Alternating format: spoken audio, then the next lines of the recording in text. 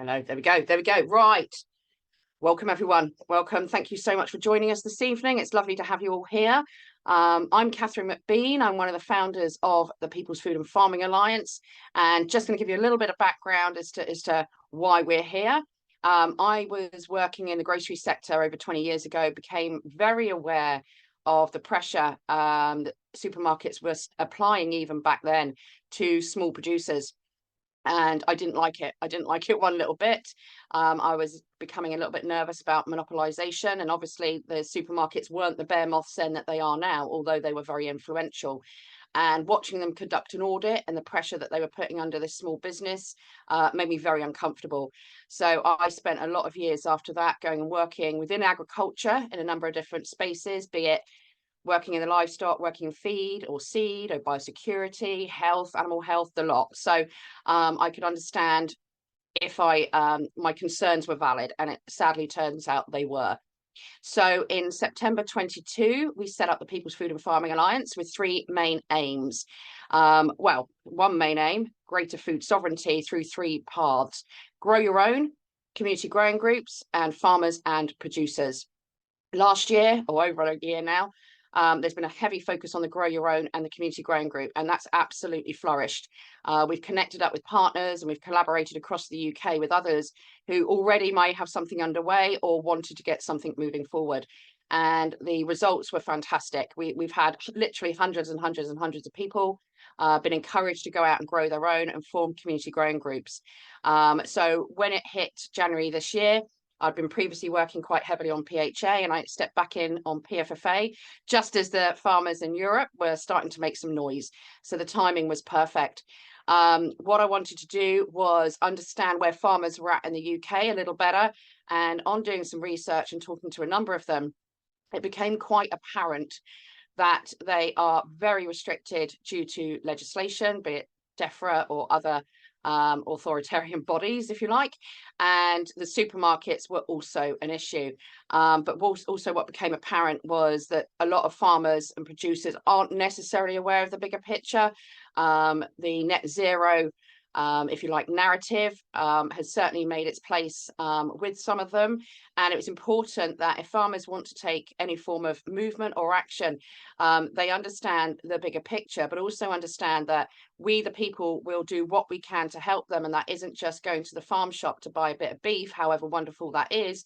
There's far more we can do. And this evening, we want to share some of that with you.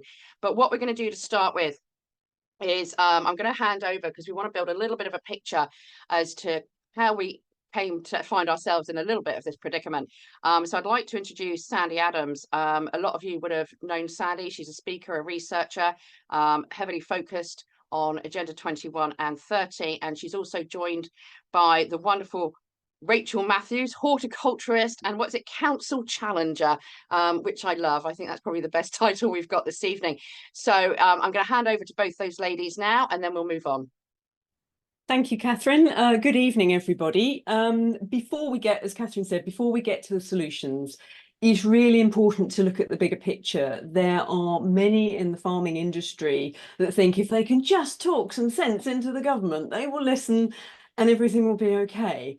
But unfortunately, that's not really likely. So, Sandy, could you speak about the bigger picture and why farmers are in the position that they're in? Sure. Thank you, Rachel. Thank you, Catherine. Yeah, farmers are being squeezed.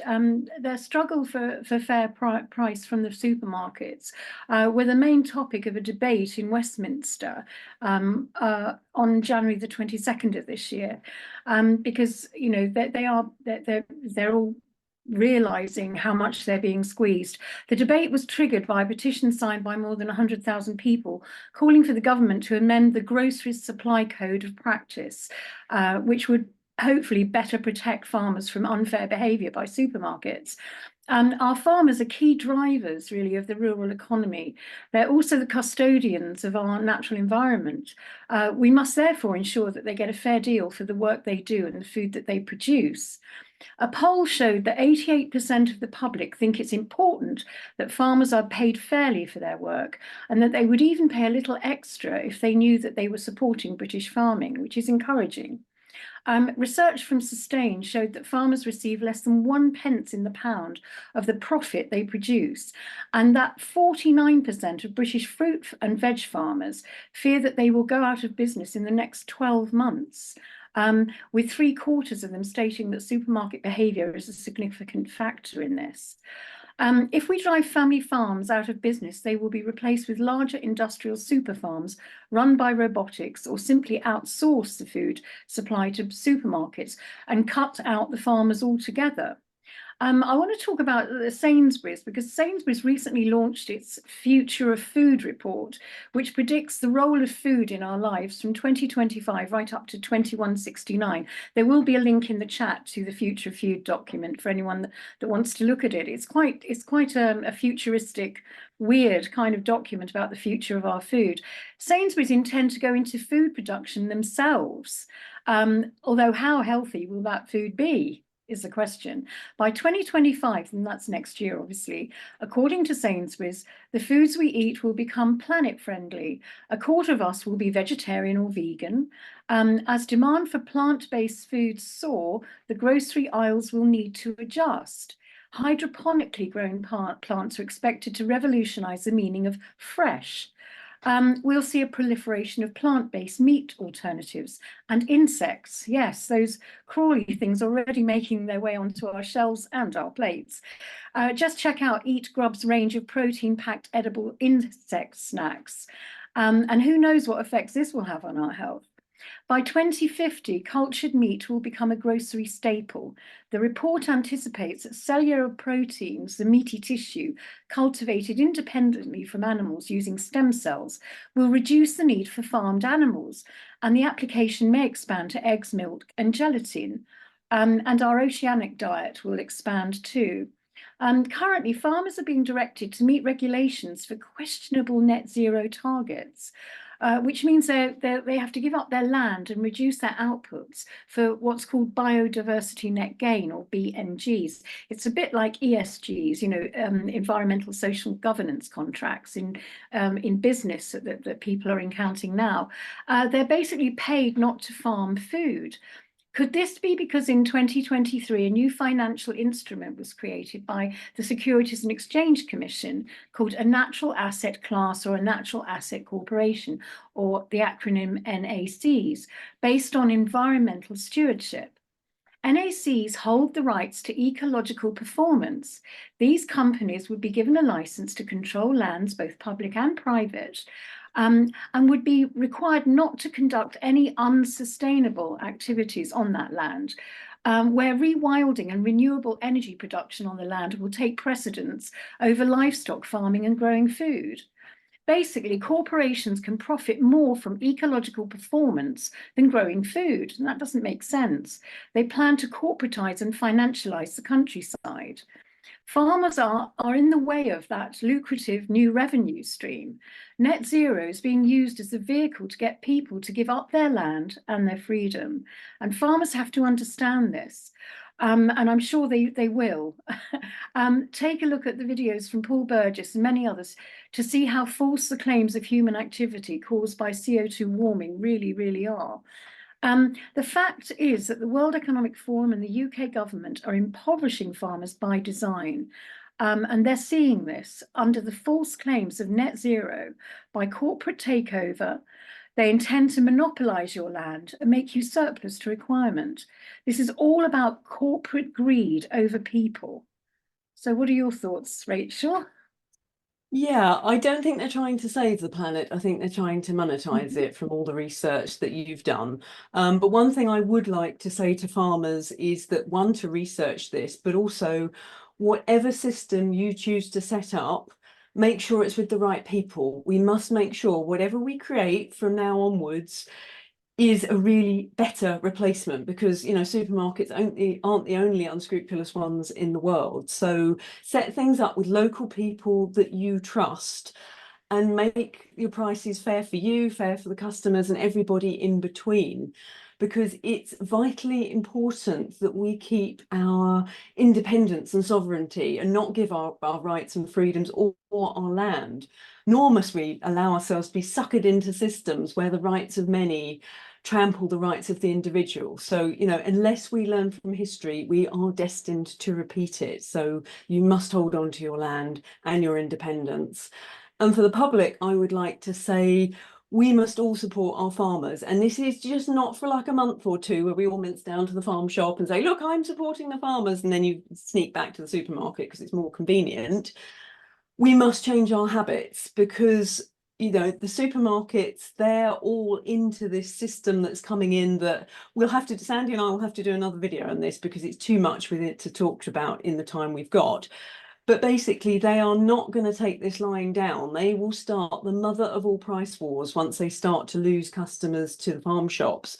And we need the general public to say, you know what, we're not going to fall for the discounted eggs, milk, or whatever they do, which supermarkets have the profits behind them to do indefinitely. And what they tend to do is, you know, my family's business dealt with supermarkets for many years, so I know how they operate. What they will do is they will drive the prices down, force the farm shops out of business. As soon as they've got rid of enough of them, those prices will get jacked back up again, and then some. So all the money they've lost, they will gouge it back. So those cheap eggs that people thinking they were getting for a bargain, they won't. They will pay the price for that, and the supermarkets will have the monopoly once more. So just remember that you know, you've got to choose wisely, and it's going to be difficult for people. Food is going to get a lot dearer no matter what happens, unless we support our farmers. So, you know, choose wisely. We need to have real food from real farmers, and just think of supermarkets are part of that system that enslaves us. Our farmers are our freedom. So thank you very much. Back to you, Catherine. Thank you so much, ladies. That was wonderful.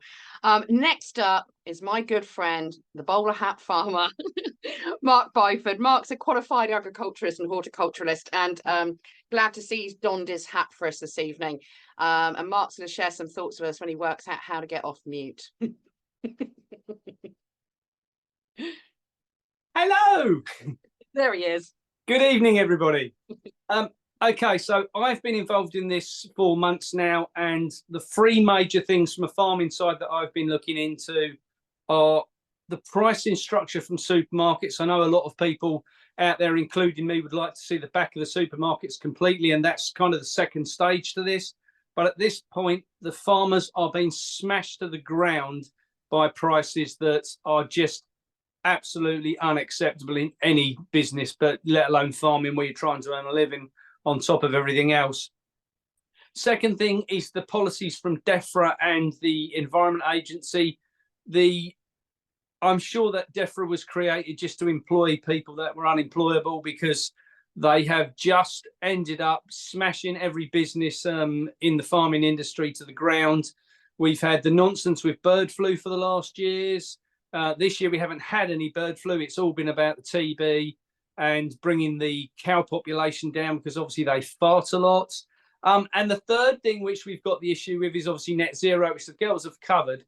Net zero in the farming community is the be all and end all of every farm what exists. If we do not stop the net zero nonsense, then farmers will simply not be here. So those three things are all things you can help with. Obviously, the supermarket pricing, that's easy. Don't shop in supermarkets. If you're a member of the public, ditch the supermarkets, get out of that. There's going to be a whole load of things Catherine will talk about at the end, which will be able to benefit on that. The DEFRA policies, you know, go and talk to your farmers, support the farmers, support what they're doing. If they need your help as members of the general public, get out there and get involved in helping them. The net zero complete farce. What you can do as a member of the public with that is just kick back against it. Every opportunity, what comes along your way, whether it's talking to the council, if there's an advert about it, just talk to people about it, because there's this illusion. I don't know if anyone else is going to cover this tonight, but I'll just cover this if the general public on here. I don't know what you think the carbon dioxide levels in the atmosphere are. We're all told it's terrible. You know, people have told me it's as high as 20%. It's actually 0.04%. It's so insignificant, it makes no difference at all. On top of that, I'm a tomato grower.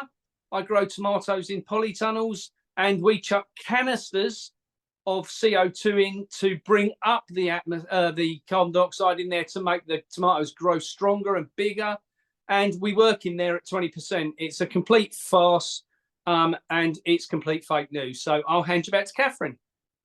Thank you, my friend. Thank you. I've also got another lovely friend here, arable and beef farmer Dave Baggett, who's also going to don his bowler hat for this evening. We feel very, very honoured.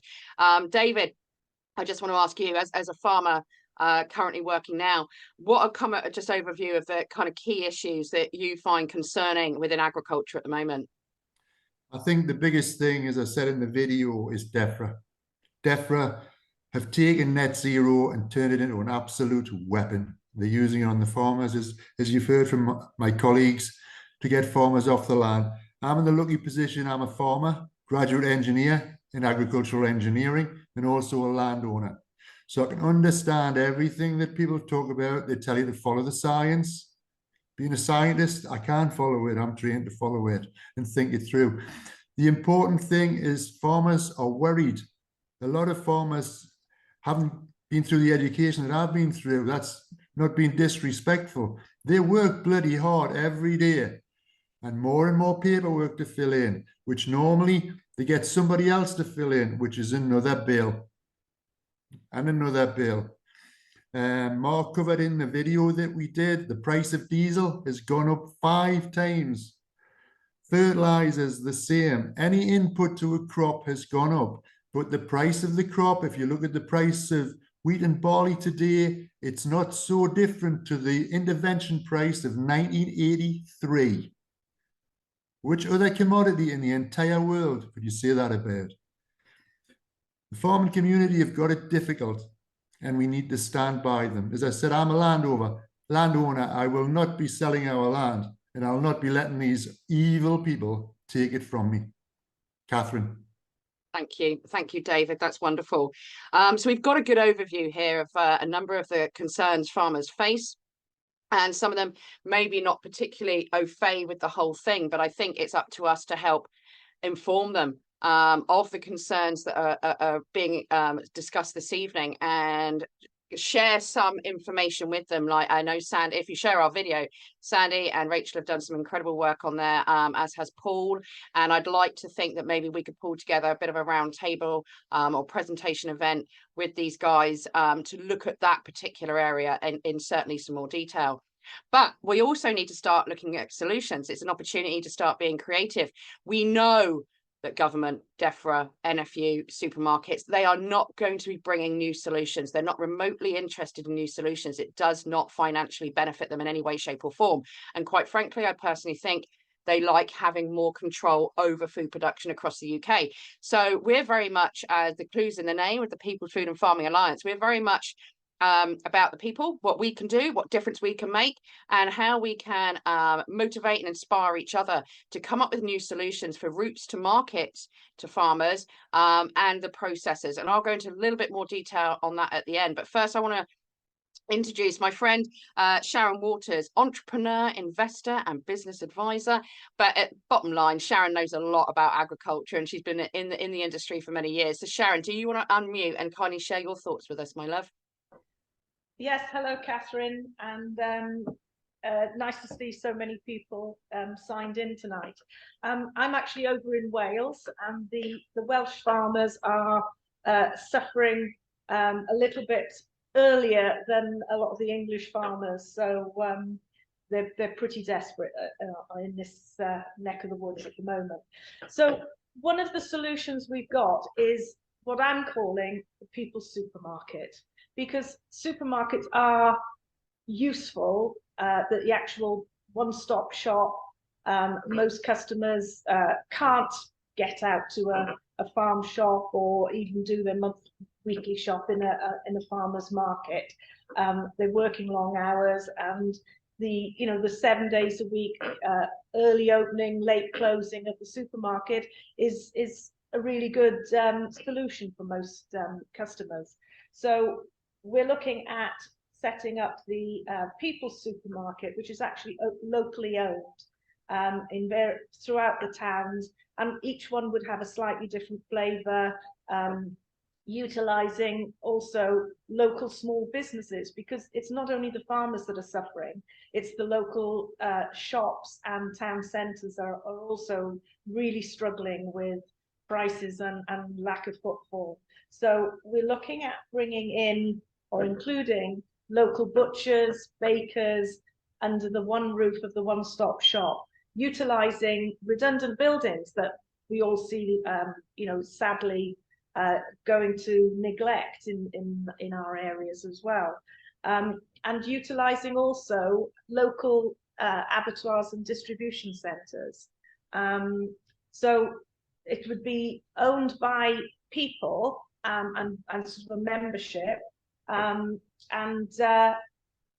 you know, utilising, as I say, all the local services. And you could also include deliveries, utilising the local milkmen, taxi drivers, and I'm sure the locals would come up with other solutions as well. But that's the main thing, is it's one-stop shop. Fill up your trolley, wheel it out, and get it in your car and get it home as quickly as possible. So everything that's in the supermarket, but the profits are shared, so the more money can go to the farmers, and we can keep prices keen for the consumers. Brilliant. Brilliant. That's lovely. Thank you so much, Sharon. So what we want to do now is we're going to speak to one of our partners, the wonderful Jane Lord and Suzanne Harborne from UK Citizens. And I've worked with Jane since back in 21. And these guys have done some sterling work. And I want them to share their findings with you guys this evening. So Jane and Suzanne, can you hop on now? Hi, Catherine. Hi, everybody. Thanks for having us. The previous presenters have provided you with a lot of information, and I'm sure if you look in the chat, there's lots of further resources in there. I guess the question is, what do you do with that information? And one of the things that you can do is challenge your local council. It's one option, and bearing in mind the farmers on here and all the previous presenters have acknowledged how serious net zero is and how important it is to push back on that. Engaging with your council is one way to do that. Suzanne's in Leeds, and I'm actually in California, so I haven't been going to Leeds City Council. I'm from Middlesbrough. But Suzanne, we're working together, and Suzanne has been going to Leeds Council. So I'm going to hand over to Suzanne just to give you a very brief introduction about how you can engage with your local council. Okay, let me just find the presentation. Okay. Okay. Right. Okay. So getting to know your council can seem daunting. I know I was quite daunted by it, but and if you've never done it before, it's imperative that you understand who they are, what powers they have, and how you can make your voice heard. Most council meetings can be found on the council website, just by Googling your council and putting in council meeting, and they're open to the public. Most meetings are open to the public. Food and farming will likely fall under the climate emergency or net zero, so just check meeting details and agendas carefully, and just to make sure that you're going to something that's going to be useful for your research. Jane? Yeah, so there's a couple of documents that you should make yourself familiar with. The first one is the Constitution. Each council must publish a constitution. It will set out how the council operates and how it makes its decisions. And that includes that it should make its decisions efficiently, transparently, and accountably, although that often doesn't happen.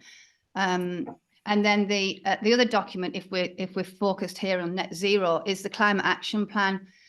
We found that plan could be referred to as many things.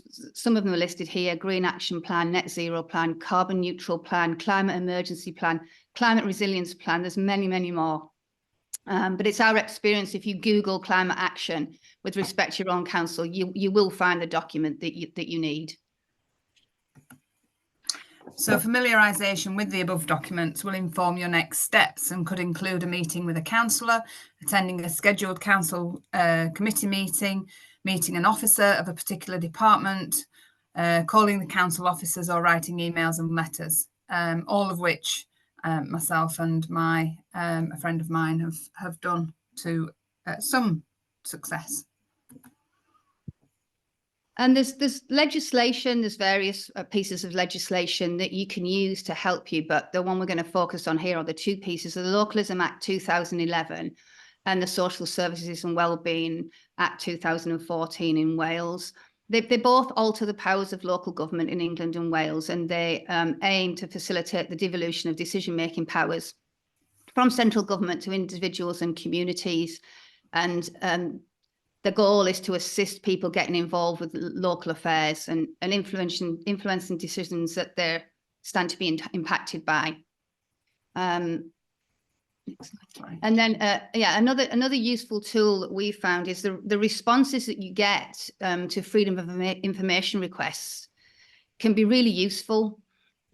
We created a Going Local pack a couple of years ago now, I think, and you can only see. A year, Jane. Is it? Oh wow! Only last year.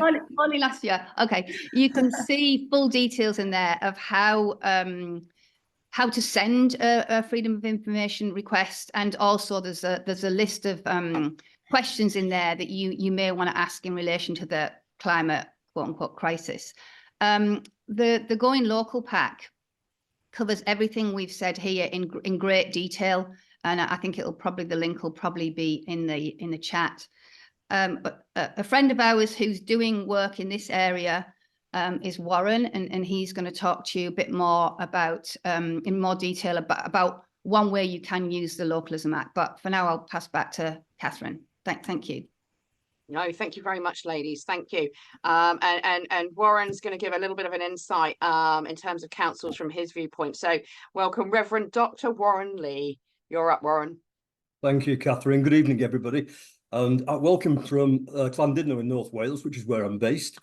I'd like to give you a technique, very simple technique of influencing those in the council that we voted into power. And this applies to farming and everybody else. And I know this works because I've tried this technique. So let me first say, I understand what the farmers are going through and why. I stayed on the farm for half a year, 10 years ago. The farmer never went to bed. He slept on the couch downstairs, and that's where he slept for half a year. And so it's hard work being a farmer. It's something I can't do. So the way I come from is strategies. I like intellectual challenges. We set up the Workers of Wales Union 3.5 years ago to legally challenge situations where employees were being coerced. So we used employment law, we use contract law and health and safety, and we use the strategies to help people. Though that legislation is in place, and I'd like to go through it with you with a series of slides now. So I will share my screen. If you have a pen and paper ready, it may be worth making some notes. This is not difficult. I set up it's basically a community care, and I'll tell you the reasons why. And this is an alternative way I'd like you to think. You can have a look at theharmerunion.org, very effective. Let me do there we are. You should be able to see this now. Can we see that, Catherine? Okay. All good. So I know everybody else knows if you're working for yourself, whether it's farming or whatever, it's always on your mind 24/7. I just mentioned some farmers never go to bed. I'm sure a lot of that is true with most of you if you're a farmer. Basically, what you want to do is make a living from your land and a profit too, and hand down the farm to your children. And I think that's the same in many businesses. The first step, and this is not difficult, there's no paperwork involved on the first part. Set up a community care association. It's free to do. Why community care association? Because there's legislation, which has just been mentioned, the Localism Act, and for Wales, the Wellbeing Act, that empowers you. It encourages the council to engage with you. They have to engage with you. And if you want to contact me, we will go through that later outside this meeting. The next step, you set up a limited company, £12. You can do a not-for-profit one. There's advantages with that.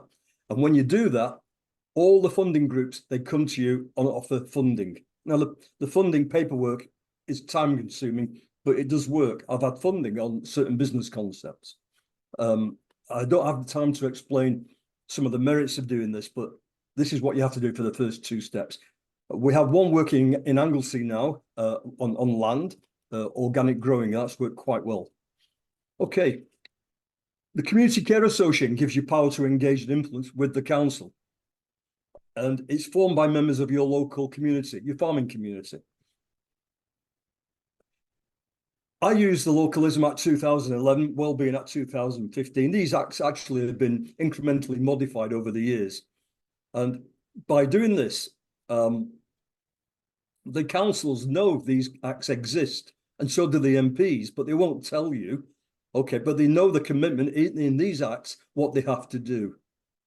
Okay, and since I've used these, I know many councillors, many MPs. I get invited to the, I'm on the tourist board now, and I can have influence. And that's the whole point of this, to have influence on our future. So we've set up 4 community, I think there's more. We have the Llandudno one, set up December 2022, the People's Open Platform Pop Community Care Association in Bangor, North Wales, the Harden Community Care Association near Holywell, and West Berkshire Community Care Association. There's one in Burnley being set up, one in Wigan, and there's another one being set up in Lancashire. When you set up these community care, the operative words are community care, because you will be challenged. Why do you have a community care? The answer is quite simple, because we care about the integrity of the community. Now, I've had that question asked me by MPs. Okay, they will question you what you're doing. But when you have one and a not-for-profit limited company, these organizations will come to you offering money for your projects, and they've got to be community beneficial.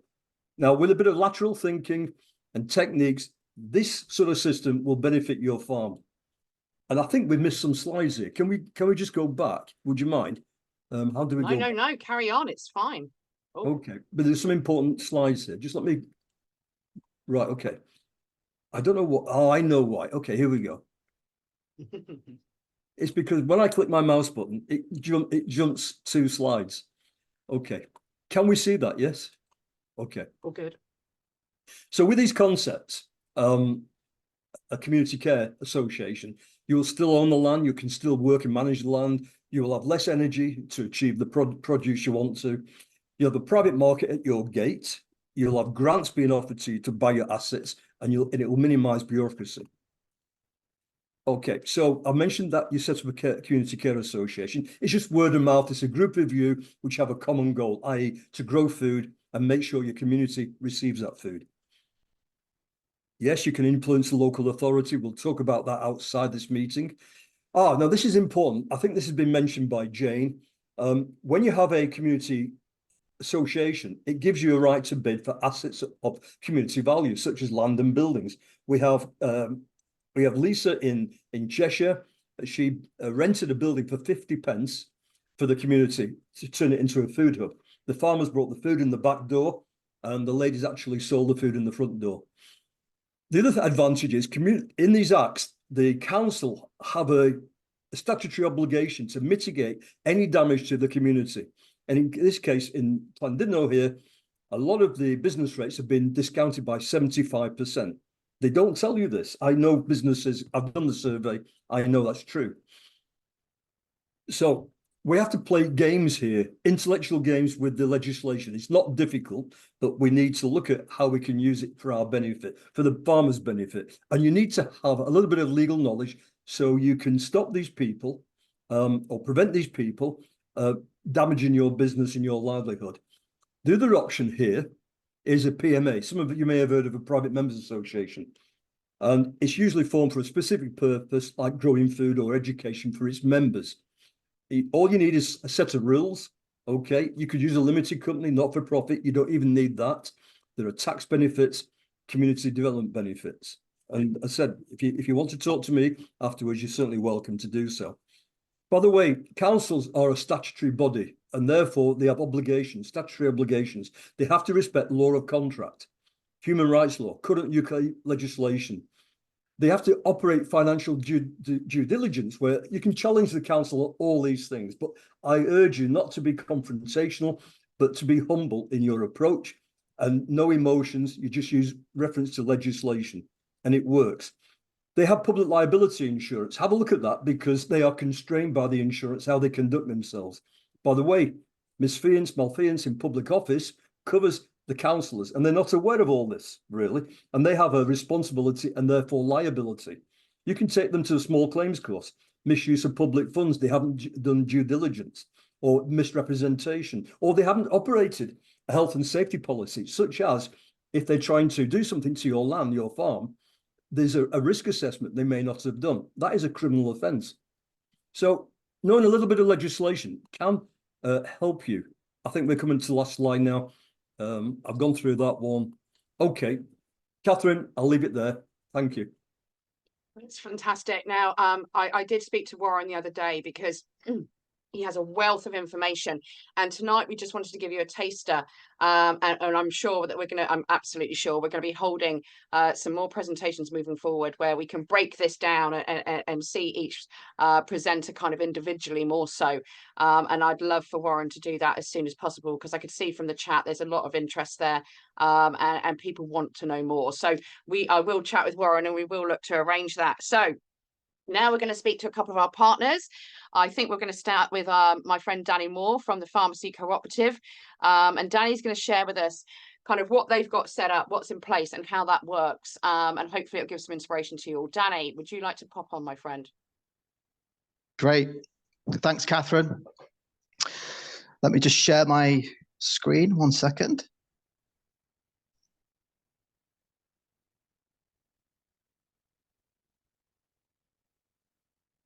I'm using my phone to share this for the first time, so bear with me. That should be interesting. Can you even see the buttons? Oh, here we go. Screen.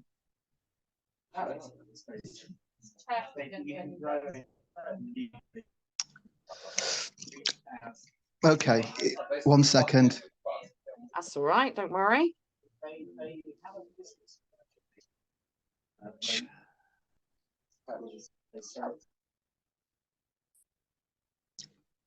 I'll just so lively.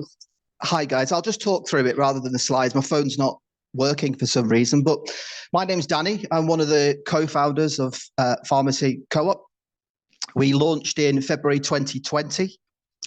So we've been operating for basically 4 years now. So we launched in Bakewell in Derbyshire, and we have a packing operation there, and I'll give you more information of what we're doing in a second.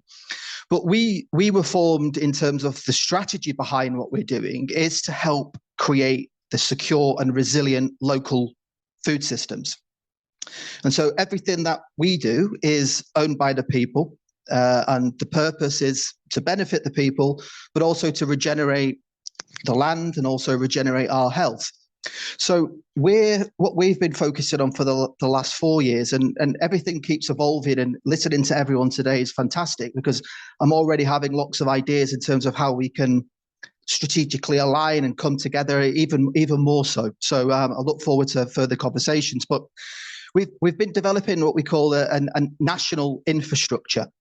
So we are a national network of local suppliers and farmers and food producers, and what we've been offering for the last 4 years and what we're offering now is a organic fruit and veg box scheme, so value boxes that people can access the healthy food, but also what we call the create your own order, so basically like an alternative to the supermarket. But everything that we offer is what we call natural food products or organic, and yeah, so there's a lot more of what we do, which I'll talk through now. But in terms of as a snapshot of what we are, we're not for profit in terms of model, and it's already been mentioned already in terms of the benefits of this. But you know, the purpose is genuine, and it's also a legal purpose to benefit the people and the planet. But also, just to clarify, not-for-profit social enterprises are commercially run, and again, I'll talk more about this another time. But not-for-profit businesses can actually generate more income than for-profit businesses. There's just different models that you can use, but we use the co-op model, which I know everyone will understand that in terms of it's all about ownership. It's about people ownership and the decentralization of power to communities. But the co-op model, what it suggests, it's all about how can we cooperate, how can we collaborate and work together on like a shared mission as such, which was what we're talking about now. But in terms of our niche, because what Pharmacy Co-op do, we're not the full solution. There's lots of groups and projects on this call now, and we collectively offer a solution. But our niche is We, in terms of farming methods, what we're focused on is regenerative. And of course, that's another conversation. What does that actually mean? But regenerative horticulture and arable methods, but in particular about how they can operate together in terms of regeneration and high yields of production. So a big one that we like is the agroforestry. And there's lots of projects around the country which are launching now. But what we're a middleman, just to put it simply, but we're a positive middleman, because people talk about middlemen and in terms of how they're taking the money from the farmers, which is all true. But what we are, in terms of not-for-profit, we're here to facilitate change and help the farmers get the money that obviously that they deserve. And we're all about bringing people together, of course. So what we call it in terms of a new story for farmers, you know, in terms of that old story, which I won't go into, but we all know about that and it's already been talked about. But the new story and what we're focused on in terms of how the farmers are true heroes, and how can we communicate that? And it is a new story that we need to tell, because they are extremely important. You know, the farmers need to be completely respected and financially thriving as well. You know, farmers, in terms of that new story, they need to be part of the community. You know, the community needs to be supporting the farmers. And ideally, from our perspective, these methods is about regenerating the land, the soil, the ecosystems, which then will help regenerate health naturally. But there's lots of models, which I'll talk about another time. And just to say to anyone listening that there's not to be fearful about what is happening. That would be my message. There's lots of amazing people, lots of amazing groups coming together, including lots of people on this call now, and we will come together and offer solutions and help the farmers transition and support them away from that dependency on the corporations and the government subsidies. You know, so a few of the areas that I'll mention today in terms of what Pharmacy Co-op want to offer the farmers is a secure and alternative market from what they currently have and those contracts they have. So Pharmacy Co-op is that national network. We can buy from you and distribute nationally to communities all over the country. If you are focused on regeneration in the sense, maybe you're certified organic. I know a lot of farms don't want to do that, but if you're growing with organic methods, no chemicals, we'll buy from you, of course. But as well as that national focus, we have the local focus. And we're working with local groups all over the country, helping them form their local plans, focused on their local food systems. But where we come in as well is how everything is then connected. And it's that the operational infrastructure which allows that, which I'll kind of touch on quickly now. But one of them is food hubs, and Nick from the Open Food Network will talk further. And I really look forward to speaking to Nick and the Open Food Network more, as in how we can work closely together, and the People's Supermarket. We can bring all of these ideas together. But the food hub that we have in Bakewell has a packing and picking and warehousing facility. So we're managing to pack and distribute about 400 orders over a couple of days. So it's not at capacity, but we're moving further and further to that capacity.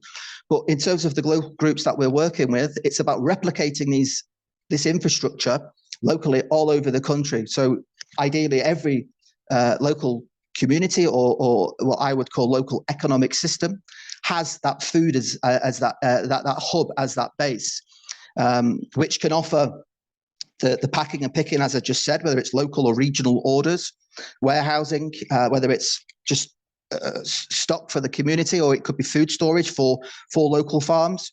But there's lots of other things you can add to a food hub, whether it's retail, whether it's eateries, cafes, local chefs, and obviously all the local food which is all produced. Lots more that we can bring to those food hubs. But just lastly, what's quite important for all of this to work is that logistical network, that infrastructure, where what we're doing now is building this distribution network all over the country.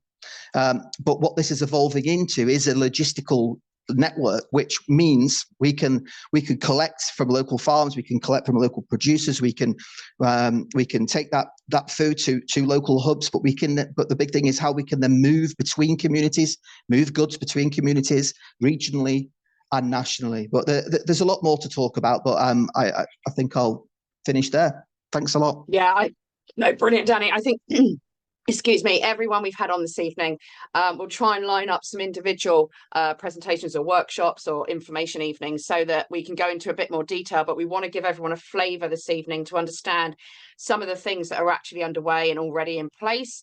And with that, I'm going to pass over to the wonderful Nick Weir from the Open Food Network. Hello, Nick. Hello, Catherine. Hello, everybody. Thank you very much. Very nice to be with you all. I'm going to talk briefly about how the Open Food Network connects the people who grow and rear the food with the people who eat it. And we've heard a lot from the farmers today, and we've heard a lot from various people about the need to support our local farmers. The Open Food Network is a global community of farmers, growers, and community food enterprises with a common belief that the food systems of the world are broken, and we are in the process of rebuilding them from the bottom up. The Open Food Network started in Australia 12 years ago. We brought it to the UK 9 years ago. It's now in 21 different countries. This is what it looks like in the UK. We've got several thousand producers shown by these tractor symbols and a couple of hundred shops across the UK. In some cases, these shops are people selling direct from the farm. In other cases, they might be what Danny called a food hub, which brings together multiple producers under a single online shop front to sell, in effect, everything that a supermarket could sell, but from local producers.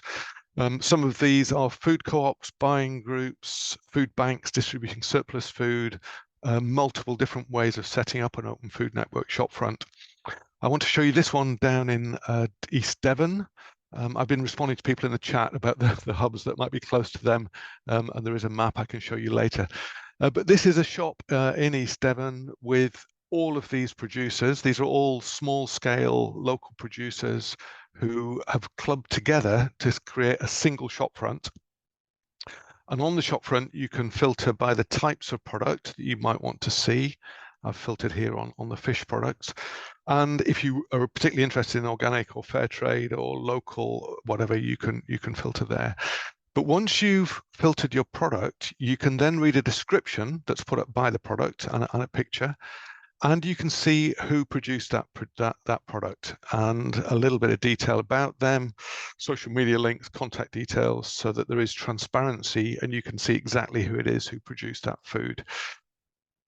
Again, on transparency, we are really keen that the shopper can see how much of the selling price of what they're buying is going to go to the producer. So in this case, this crab producer is going to make £7.50 for this crab.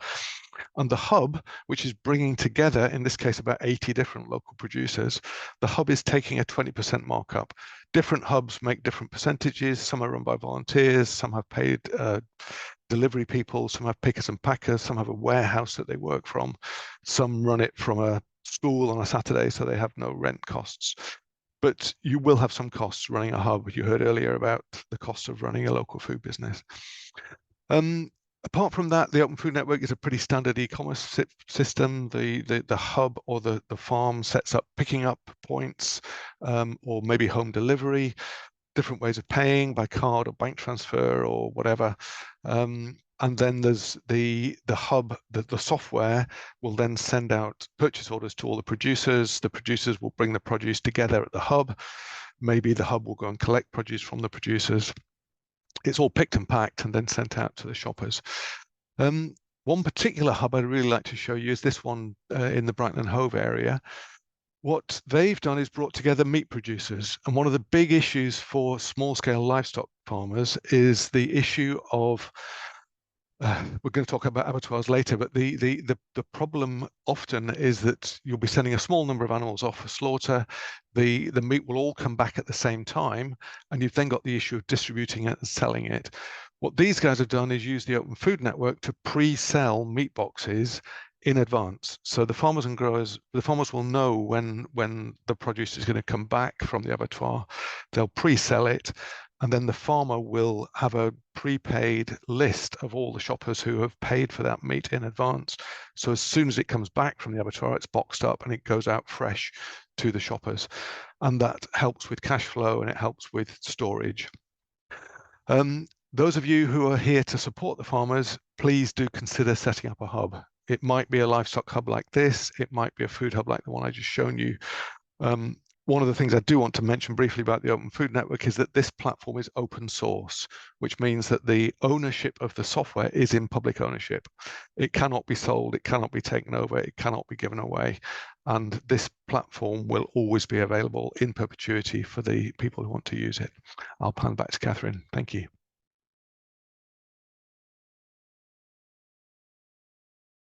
Thank you, Nick. That was wonderful. Again, we'll probably do one with Nick and give it a much more larger overview of things and can answer a lot more questions. So one thing that, having spoken to farmers in recent months, it's become clear that a lot of them just cannot afford to farm all of their land, and as such they might have to leave it to go fallow, or they may have to put it into subsidies. It could be a number of things. They just don't know necessarily what to do with all of it. So something that's an idea, and I'm going to invite our friend Kiva John on in a minute, who's the founder of My Little Farm, which is a community-owned organisation providing the benefits of owning a small holding without having to run one, so that if there are farmers who don't want to just leave their land or understand the benefits of allowing some space for a community farm to flourish, this might be a great opportunity. And it's also good for the public to understand or have an overview of what that looks like. So Kiva, would you like to come off mute and just give us an overview of what you're up to? Thank you very much. Hello, everybody. So yeah, I'm Kiva, co-founder of My Little Farm. We have developed a model of community-owned small holdings. So My Little Farm gives you access to the benefits of owning a small holding with none of the stress. So we're on a mission to establish 100 of these community-owned small holdings across the UK in the coming years. So we've got big ambitions, but we're starting small. So in 2020, myself and my family went through a bit of an awakening, like many of us, and we grasped more deeply the dark forces that are at play and are ultimately putting our food security at risk. We realized that food sovereignty and freedom are completely interconnected, and we could see a fork in the road. And do we take the path towards tyrannical rule and the majority of us owning nothing, or do we forge a new path where we empower our community to regain ownership of the land and contribute to a future of community and abundance? So when we began thinking about this, we contacted a number of local farmers, and we were just surprised to discover that many of them didn't see the bigger picture of what was going on. And we also discovered that many of them are actually tenant farmers. And so we felt that the whole system felt very fragile. And so the only solution that we kept coming back to was we needed to buy land and build a small holding and establish food sovereignty for ourselves and our community. So this is what we did back in the winter of 2020, and we started learning about farming through 2021. And through doing that, you realize just how much hard work it is. It's like bloody hard work, and it costs a lot of money. Those two things, to buy land, set yourself up with all the infrastructure. Yeah, it's hard, it's challenging, and it's not accessible to everybody. But on the flip side, there's unparalleled benefits. You gain a deeper connection with the land, with the animals. You really have a strong, deep sense of where your food is coming from. You can access the best quality, most nutritious, freshest foods, raw milk, vaccine-free meat, bone broth, heritage, eggs. You can have a space where your children can run free and explore and connect with nature. And you can just be in a beautiful place where you can be with friends, community, and just enjoy life. And so through doing this process, we ended up developing a model that provides access to all of those benefits but takes away those challenges. So it's a unique model that enables our community to become co-owners of our farm. Their investment allows us to finance the land purchase and the entire infrastructure construction without any need for external funding. So that was a core thing. We don't want to have any banks or external investors coming in and having any control over what we're doing. So it's completely community funded. And once the small holding's built, we then offer young first generation farmers the opportunity to step in and manage the farm. And through that, through managing it effectively, they can gain increasing ownership of the land and without the need of upfront capital, which is, you know, a really exciting opportunity if we can scale this to provide that to young farmers coming up. And then the next thing that we're just beginning to do now is to provide investment into existing farmers to establish a strong network of partnerships with existing farms that are doing really good regenerative farming, so we can establish a stronger network of food supply. So I believe we're on the route to providing a genuine solution to return land ownership and farming to the people and offer an alternative to the supermarket system. So our pilot project is near Lewes in East Sussex. We will soon be distributing our range of food products nationally, and we'll also be purchasing more land across the UK to establish thriving small holdings with the objective to distribute ownership among the community, including both consumers and farmers. So last year we did a pre-sale release of a small allocation of co-ownership spaces, and we were blown away by how quickly they sold out. The co-ownership element seemed to be a key part of the model that just really resonated with our community and created a huge amount of interest. So this year we're just in the process of taking registrations to release our next allocation of co-ownership spaces. And so we've worked hard to make it as financially accessible as possible, so you can become a co-owner of My Little Farm for as little as £975. So yeah, invite you to join our mission. If you're up for it, you can find out more at mylittlefarm.uk. Cool, thank you very much. Thank you, Kiva, that's fantastic. And I'm going to chuck in the word things like cooperatives there, looking at different options, different models. And again, we'll probably do a more in-depth presentation, but tonight is to give an overview and for everyone to understand some of the options that are available and to have some ideas.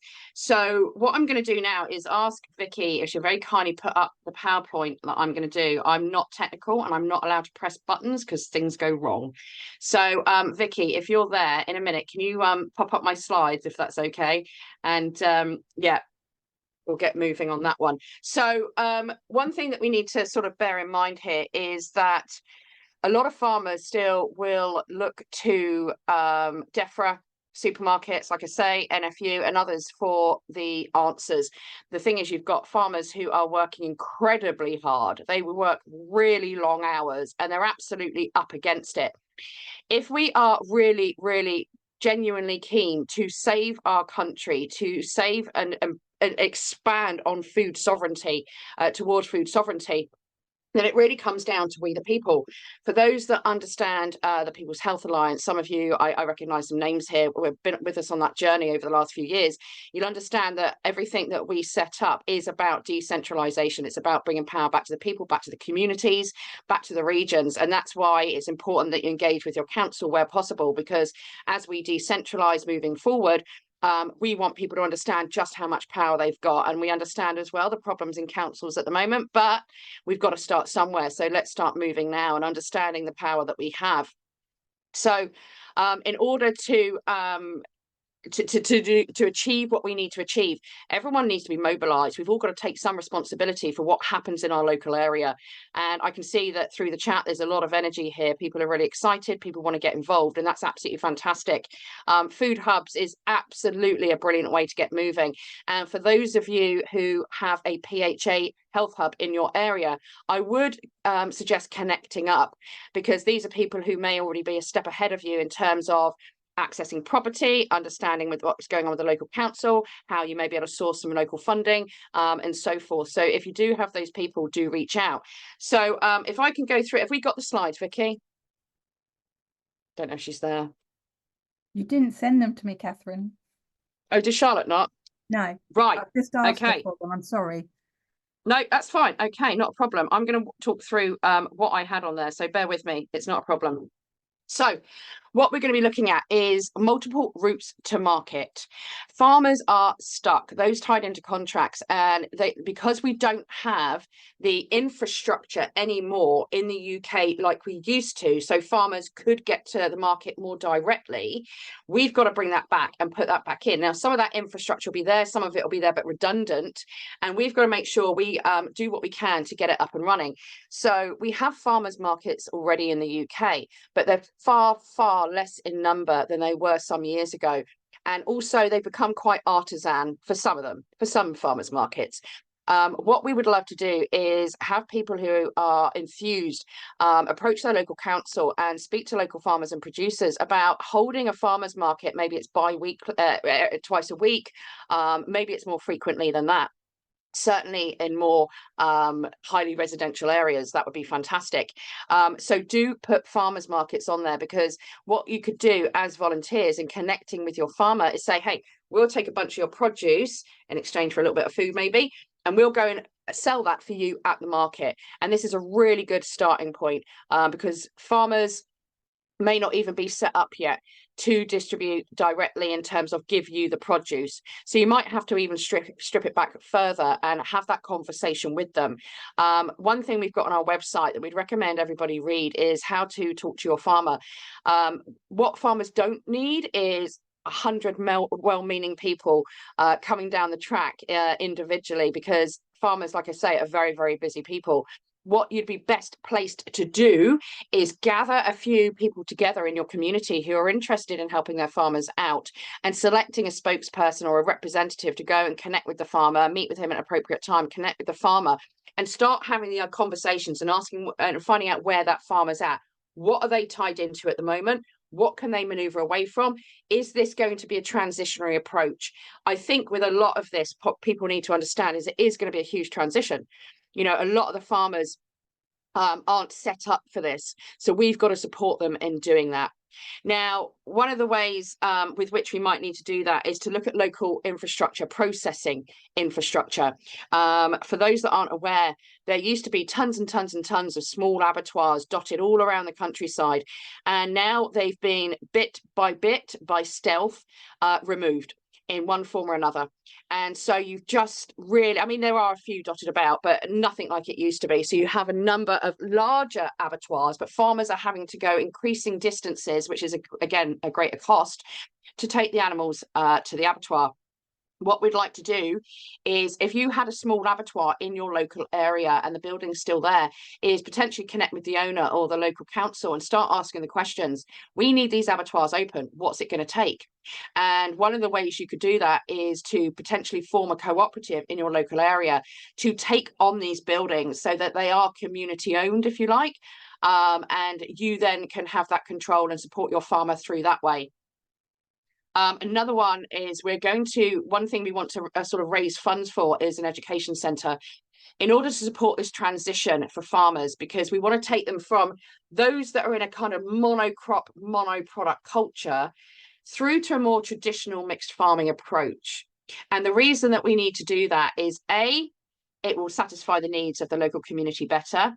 B, it gives that farmer multiple routes to market. At the moment, say they just do arable and they have a bad harvest, where does that leave them? If they had some meat or eggs or vegetables or other products that they could sell, it would help them balance out.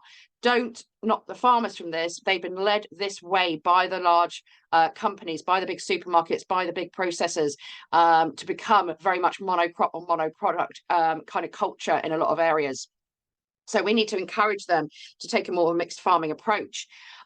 So what we're going to need to do is have a lot more mobile feed mixers and a lot more mobile butchers up and around and trained and on the road as quickly as possible.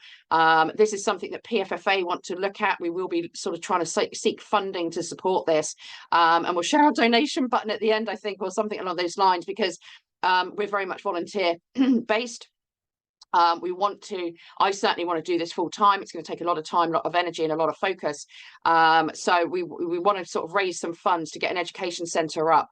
And what we also need an education centre for is to support those young farmers out there now who haven't necessarily been educated in a way that supports a mixed traditional farming approach, which we know is better for the environment, it's better for the soil, it's better for the animals, it's better for the farmer, it's better for the local community. There are massive benefits to farmers for doing this.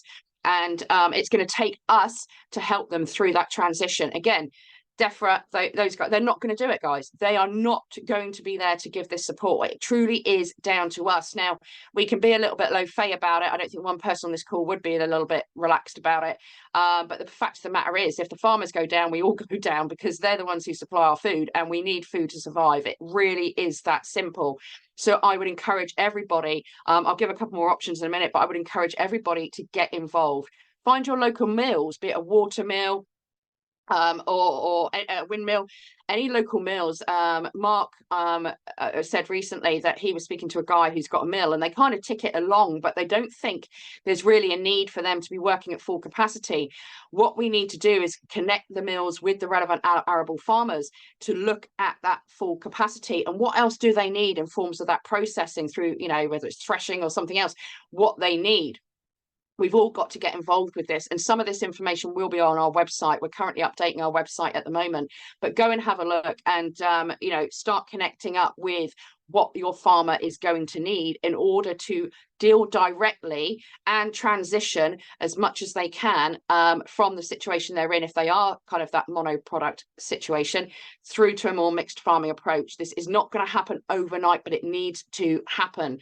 Another advantage as well of the mixed farming approach is you run animals in rotation with certain crops and certain plants, so the soil's getting what it needs. We can start healing our soil, which we know for a lot of areas and a lot of farms, the soil isn't in great condition, and we need to be working on that. So as a result as well, you will end up using less chemicals. Let the animals do the work them in the right way with the right plants and the right crops, and you don't need to have the chemical impacts that you have currently.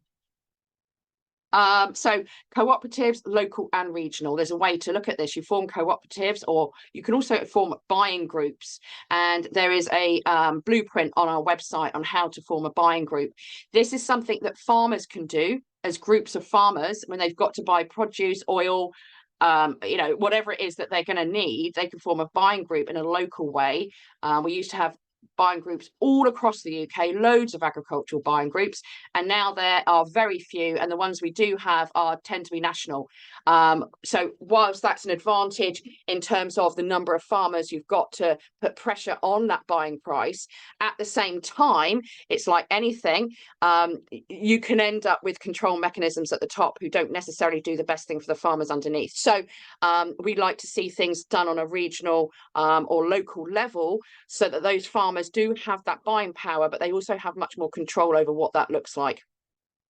You can also form cooperatives within your community. Again, do a buying group in your community. There's one local to me for buying heating oil, and it means that they've now got, rather than one person knocking on the door, they've got 30 people saying, right, there's 30 of us, we want a better price, please. And you can start negotiating. You can form some negotiations with these groups. So it's well worth considering. Now, I am a big believer that local action has a national impact. Whilst it might feel a little overwhelming and maybe daunting at times to look at this, it really isn't. If you can just focus on your local community and doing what you can for just one or two farms in your area, it will have a ripple effect. You will watch farmers start to make a profit. These farmers are going to start finding life easier. They're going to start having the support of the community. And in turn, they'll speak to other farmers. They'll speak to other people within agriculture, and word will spread. We've got to get these farmers on board. At the moment, they're very apprehensive, they're very uneasy, they're getting everything coming at them from all angles, and quite frankly, the bodies that are supposed to protect them and take care of them are not. So it's down to us. Another thing, a benefit to this, I think, moving forward, is that there is pretty bad issue with mental health within agriculture. It's well recognised, and it's hardly surprising. If you've spoken to any farmers and understand the pressure they're under, it's hardly surprising. I personally, not an expert, but based on the conversations I've had and what I have seen for myself over the years, is that farmers have become more and more and more insular. They used to serve the community would help them on the farm. It was all, 100 years ago, 50% of that village or that town would probably be working on the farm. They'll be working in some form of the food production. So as a result, the farmers had connections, the farmers had people around them. Don't get me wrong, I very much doubt, I don't know any farmer who's going to want to be spending all their time with people. Farmers are quite used to working on their own, but that doesn't mean that they shouldn't be welcomed into community or be a part of that.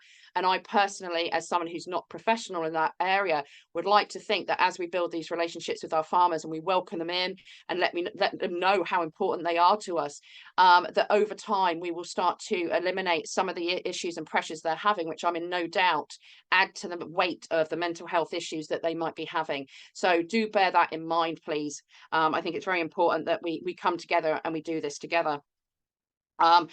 By bringing these small processing units, these small businesses, these local community farms. By the way, we're having a local community farm blueprint drawn up at the moment, and Kiva will be tapping into you for some questions if we may, but this is going to be something else we're going to supply to show you how you can approach getting land, how you can potentially source funding, what different models can you use to set that up, how do you actually farm, where do the basics start, what questions do you need to ask yourselves. So that will be coming as soon as we can. Again, volunteer led.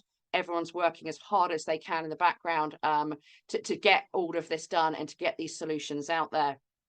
But these small local businesses, community action groups, all of this will generate and excite the local economy. We've seen the high street nosedive. Wouldn't it be lovely to see the high street filled with butchers and, greengrocers and bakers and all of it again, we need to get that back. We've moved away from that, and it does make our town centres look desolate. And also it's not so great for our food quality when it's traveling gazillions of miles. I'd love it to come from the farmer's gate onto my plate, quite frankly. And there are some farmers who will do that. If there's farmers still on the call here, Sir Julian Rose has a wonderful model. So he will connect with his local community once or twice a year, or have a representative do so, and meet with a member or two of the local community who've done the rounds. They've got everyone's order, if you like, in quantities, and they've figured that out. And they then hand that over, and a price is agreed and signed on at that point. That farmer, Sir Julian Rose, and his team will then go and fulfill that order. The local community will know when the meat will be ready, when something's being harvested, and so on and so forth. And they then collect direct from the farm. So the farmer hasn't even had to invest in freezers or storage. That's a possible option you could suggest to your farmer when they're ready, that you could set something up like that. So they're not having to do the legwork. You guys can do it for them. But then you're going to get this incredible food. I do it with a local group here. I got a half a lamb for 50 quid. 50 quid for half a lamb, and the farmer is still making a profit. This is mind-blowing, because what we've got to do is make sure farmers are making a profit, but we're still able to access food as consumers at an affordable price. And it shows you the difference. It shows the markup, it shows the processing cost, it shows the logistic costs that are all built in. But believe you me, the supermarkets are not taking the hit. It is the farmers and the producers taking the hit. So from my point of view, I'd love to take the farmers and the the supermarkets and the large processors out of the equation as much as we possibly can, as soon as we can, and genuinely help our farmers and producers to be able to deliver and work directly with their local community, be it through the People's Supermarket, be it through the pharmacy co-op, be it through Open Food Network, farmers markets, box schemes, you name it. There are so many different options available, and we need to get them in place. We don't have a lot of time. I'm not one for doom and gloom. In fact, I'm completely the opposite. I'm a very optimistic person, but we also need a reality check. We've got to wake the farmers up to the reality of the net zero. We've got to understand that DEFRA have to actually ultimately be taken out of the situation. How that happens, we'll see moving forward. I think that's going to have to be a political move, but we, the people, can still apply pressure. You know, DEFRA are very much making farmers' lives miserable, and as regulators across the UK are overall, but DEFRA are definitely doing so. And it's time that we stood up and said, no more. And we need to start pressuring our MPs. We need to start pressuring at council level what they can do in terms of DEFRA control. And it is a control mechanism. So lots of information we put forward this evening. I know that's a lot to take in. We will have this recording go out to you guys moving forward. But I do believe local action will equal a national impact. Now, the final thing I want to share with you guys this evening before we go to the Q&A, I know this has run on a little bit longer than we first planned, but there's so much information that's important. We are very, very excited. The way we approach things, be it through PHA or PFFA, is very much in the positive. We don't really enjoy the negative. We accept the realities, but we like to then find the solutions and focus on the positive. And we are going to be launching, you're the first to hear about it tonight. We've got a new campaign that we're going to be launching, which will tally up nicely against the No Farmers, No Food campaign, who are very much focused on raising the concerns in terms of the supermarkets and the pressure that a lot of farmers are under. Which is absolutely valuable and necessary, because there's a lot of people out there who don't have that on their radar. They're not really aware of that situation. What we're going to do, and I'm going to ask Vicky to pop up in a minute our little poster to show you, is we are very proud to launch More Farmers, More Food. And what we'd like to do, and we'll be updating this as we go along. You'll see more coming out about this towards the end of this week, is the fact that we understand that everyone needs to get involved with food growth and food production where they can, whether it be grow your own, community growing groups, whether you're involved in helping the farmers out, setting up box schemes, volunteering for the pharmacy, helping support OFN. There are so many different ways you can get involved, but all of us to a degree need to be little farmers as much as we can. But we very much see 2,200 farmers have agreed to hand over their land for not a lot of money to the government. We don't want to see less farmers. We need to see more farmers. We want to see more food. We want to see food sovereignty across the UK. And over the coming weeks, what we'll do is we'll focus on a particular area, be it dairy, for example, 1 week, and we'll highlight the issues that dairy farmers face. And dairy farmers have had it, I'd say, probably for longer, tougher than most other farmers, in fairness. They've been under the cosh for some time. And then what we'll do is talk to dairy farmers, share what they go through, what that looks like, help people understand what dairy farming looks like. A lot of people actually don't know what goes into it. And I think we become disconnected from our food, and we need to reconnect on those issues. But we'll also be looking at solutions and how you can help on a local level. Now, across the UK, taking dairy, for example, there are a number of dairy farmers that now sell raw milk at the gate. They have one of those big units, dispenser units, and that's a possibility. You could connect with your local dairy farmer and say, hey, how about we have a whip round? Let's see how much this costs. Can we help get this set up? Might be interested, might be not be, but it might not even be on their radar. So it's an opportunity to sow seeds. But I just wanted to share that with you. More Farmers, More Food. That will be coming out over the next few days, and we'll generate some energy around that, because let's face it, we need more farmers, not less. So what I'm going to do now is ask my lovely colleagues if they've sent me any questions directly that we can start having a look through to see if anyone's got any questions or anyone they'd like to talk to. Could I ask, if you've got a question, I did mention it, but just as a reminder, could I ask that you put the person's name at the front that you want to contact, ask a question for, just so we know who to ask. Right, bear with me a moment. Let me have a look. Right.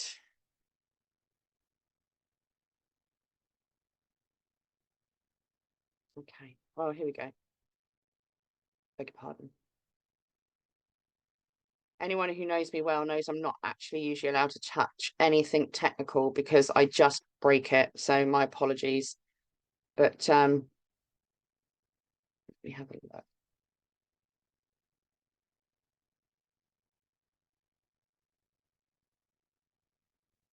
Yeah, the effing farmers coming up with some interesting things on there. If you want to have a look through the chat.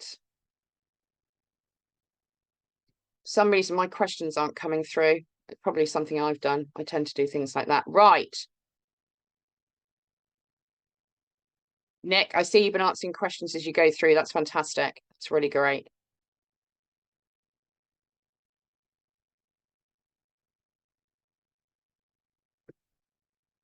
I don't know why it's not showing me. 2 seconds. Catherine, do you want me to say them for you? Could you? That'd be marvellous, because for some reason I can't see them. Thank you. One question, I'm sorry, I don't know who these were from, they were flying by.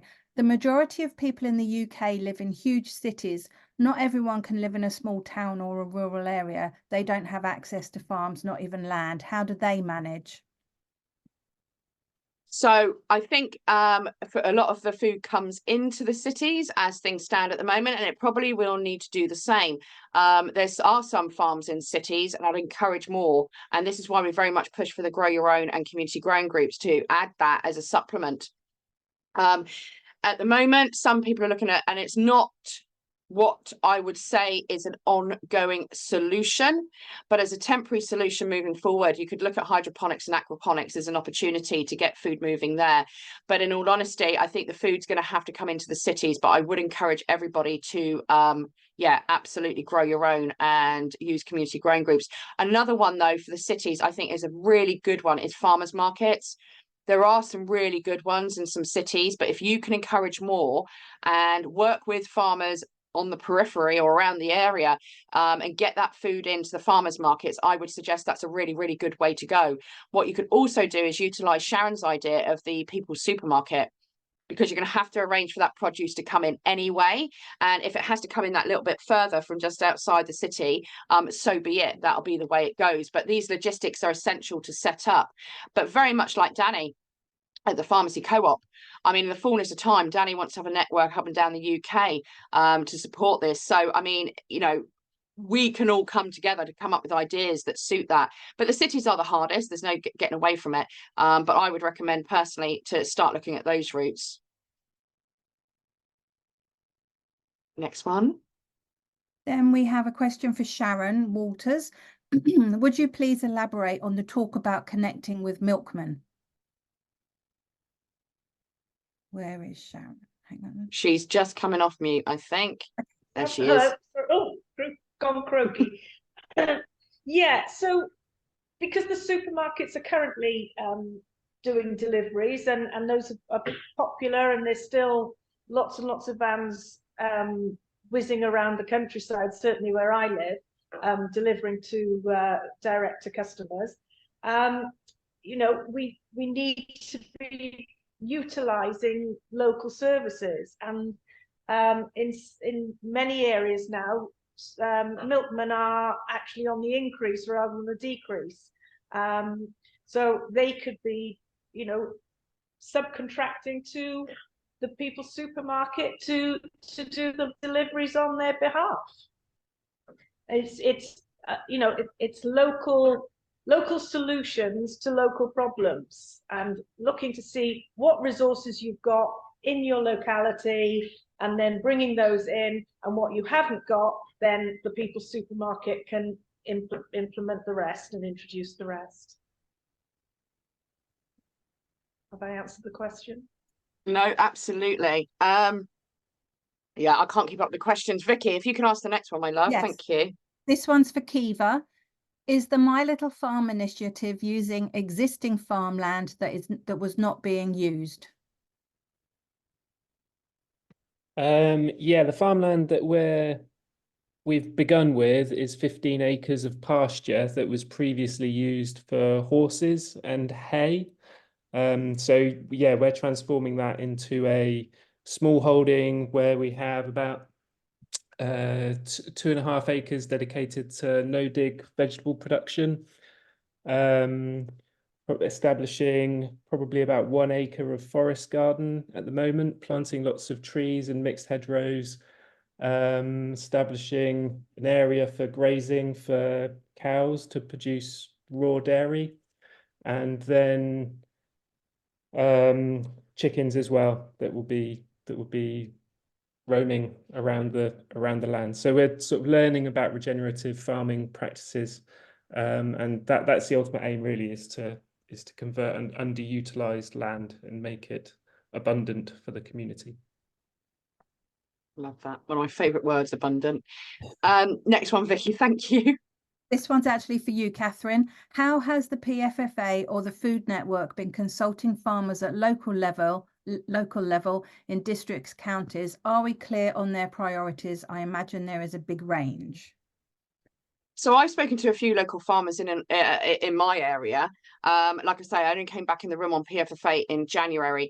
So the three, we kind of had a discussion and pulled together some people who were in the know. And there seems to be three key areas of concern for farmers. One is the specifically net zero policy, but understanding there are a number of farmers who aren't aware of the question marks about the net zero policy.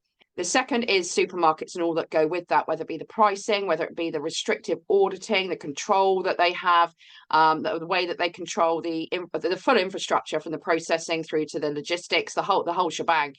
And the third one is an overall bureaucratic issue.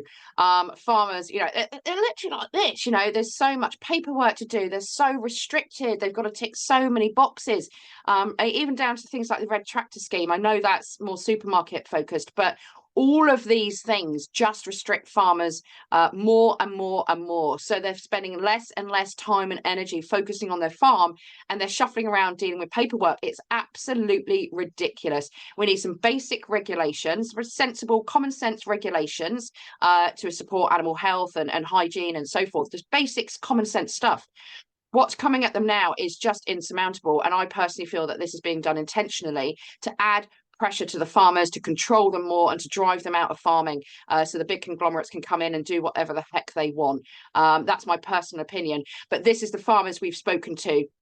But we cannot get to them all. We're a relatively small group of people, and like I said before, we're volunteers, which is why we're reaching out to the public to get involved, because it's going to take all of us.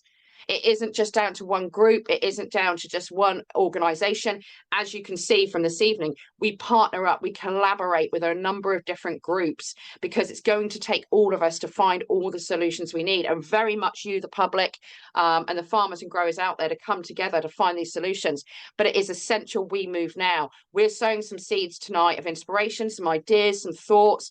Some guys are already sort of steps ahead on this, and we will, like I say, come back with some of these presenters so we can go into a bit more detail as soon as possible. But we've got to move now. There is not time to waste. So I'd encourage everybody out here tonight just to do what you can, connect with others, find your local support groups.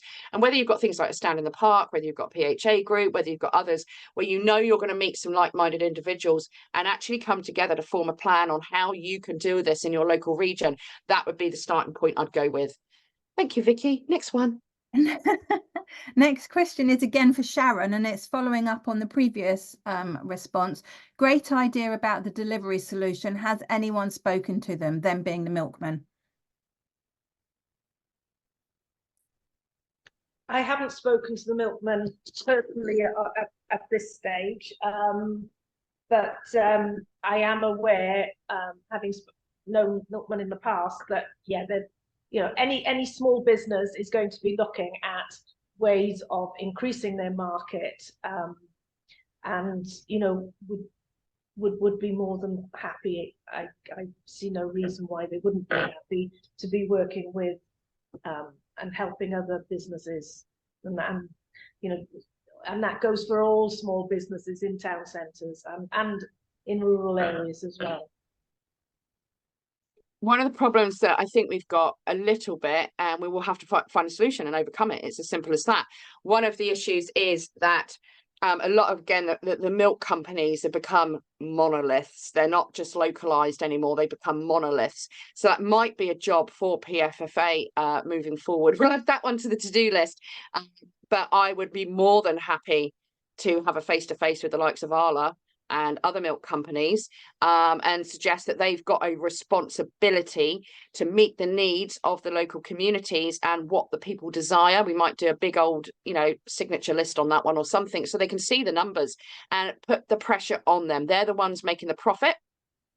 They're the ones, and I'm pick harder, and this is a personal, not PFFA, a personal opinion. I think they're repulsive, and I think that we should be holding their feet to the fire a little bit more and saying, hang on a minute, you're going the way you want to go. What about what the public need? We want to see those little electric milkman vans or whatever it is getting back out there, and not only can they sell milk, they can also sell produce from local farmers and producers. So I will add that to the to-do list and keep you guys updated on how that goes. Whether I'll be able to I will get a conversation with them. I'll make it happen. But I think we need to all think about how we can apply pressure to the big organisations to deconstruct how they function at the moment, which will help through the transitionary period for farmers. They may not like it, but we're the consumers, so we hold the power.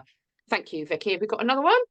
Yeah, we do. How do I coordinate all this? Ian said, how do I coordinate all this? I don't know. I'm a single mum of 3. We learn. We learn how to do a lot of stuff at the same time and juggle a lot of balls. So, and it's pure passion, pure passion and determination to make sure we win this and we save our country. It is literally that big. Sorry, Vicky, jump on, love. Sorry. No problem. This is from the Common Ground project, I think, down there in Dorset.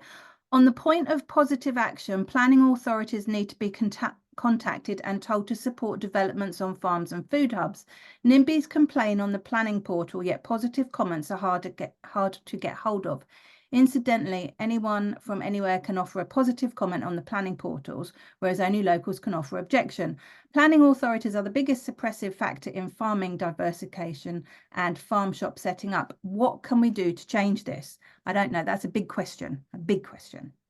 Mark is nodding. I'm going to hand over to Mark Byford and just get his viewpoint. I'm not sure it'll be a fully professional one, but we'll see what he's got to say. You're on mute, mate. Oh, there you go. Catherine, hello again. Excuse me. Right. With regards to councils, I had 8 years abuse at the hands of the Mid Suffolk District Council, to the point where they completely closed me down, lock, stock and 2 smoking barrels.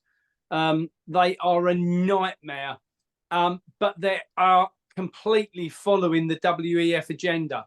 So you have to understand that the planners are being pushed from above to smash farms at every opportunity. So we'd apply for a 28-day notice, what normally you would have to just apply for, and there's not any way really that the council can stop you building a barn, but they served me with court orders to stop me. They shut down the farm shop. They made me take the drive up I didn't have permission for. This whole kit and caboodle, which farmers have to deal with, unfortunately, on a daily basis.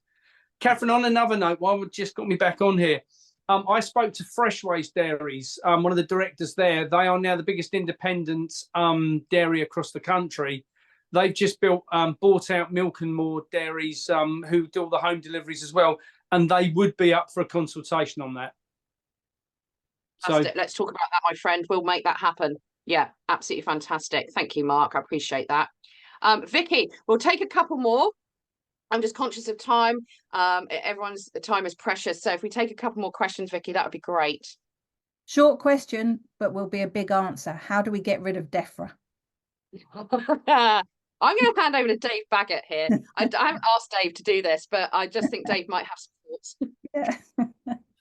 I can guess why you've given me this question. For those who don't know, I'm also politically involved as well. I'm not going to go into the detail, but I think what we have to do is really look at what DEFRA are up to and who is driving them. Same as we talked about the councils. Look at the council's climate action policy and see what's going on there. We can do that locally. We can all do that. But I've taken the mission to have a look at DEFRA legally, see what they're up to, see who's driving them, and see what the hell is going on. I'm 67 now. When I was a kid, we had the MMB, the Milk Marketing Board. We had lots of other organizations that took care of the farmer. They taught us about seeds, taking care of the land, God knows what. My degree is in agricultural engineering. I went to Newcastle Department of Agriculture. I'm a Newcastle Agric. And we were trained to look after equipment and look after the land. DEFRA have no idea. They couldn't care less about growing food. We've talked about sustainable agriculture. No, we need sustainable food production. That's DEFRA's job. Until they understand that, if they don't understand that, they need to go. Absolutely. And just so you guys know, because I've got DEFRA in my sites as well, is I've just instructed a good friend of mine with a legal background who's going to produce some freedom of information requests. I've got some really awkward questions to ask DEFRA, on their economic policy internally. Where's the money coming from? What are you doing with it? How much is actually being spent on producing food? And the second question, they're not going to like a lot, and I'm going to drop a bombshell on this one on Friday probably, is about mRNA tech in the food production system. I want to get to the bottom of that. I want to see what that looks like. DEFRA will drive the policy behind that, and I want to absolutely take them down on it. So apply pressure where you can. It's very difficult with DEFRA. I think it's got, like I said earlier, got to be done politically, but I sure as heck can do what I can to make life really difficult for them and find the truths and get them out there. So I'll keep pushing ahead on that one. And Vicky, if we could take a final question, if we may. Sorry, guys, I know there's probably loads, but I'm very, very conscious of everyone's time, and we will be doing more of these moving forward. Sorry, Vicky.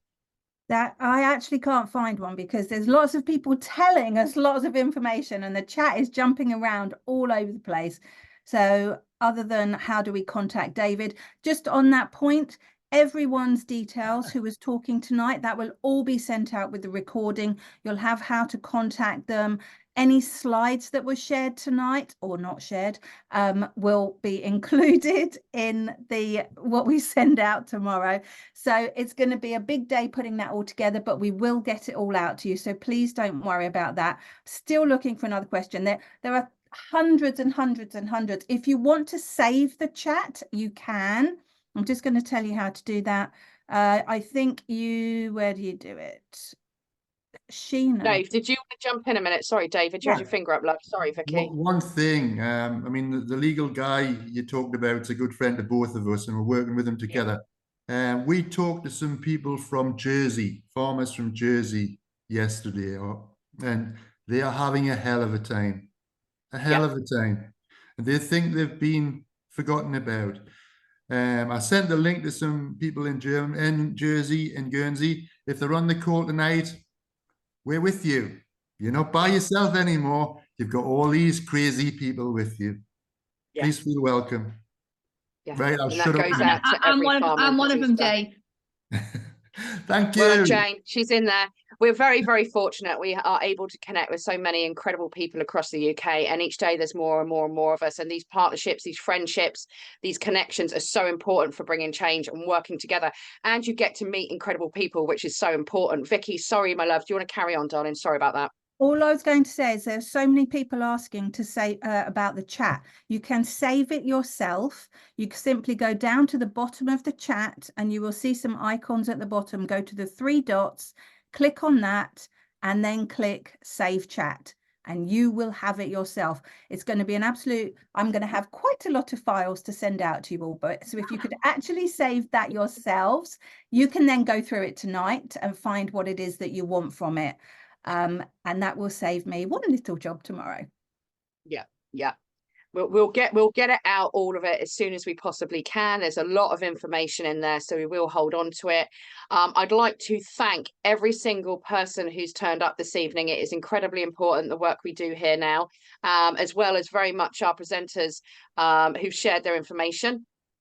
I'm glad you got your hat on, Dave. We will be doing some more of these moving forward. Like I say, we will work with each group or person individually to share that information out there. Yes, Mark, pay with cash. I think that's what he's trying to tell us. Use cash as much as you can. No, he's not. I don't know, but we'll go with it. But yeah, if you can kindly keep connecting with other people, keep making this happen. Let's get this moving. We need to take back our country, and it starts with our food. As Kissinger once said, you know, those who control the food control the people. Let's not let that happen. Let's take it back. Let's get behind our farmers, really help them. Like I say, really help them.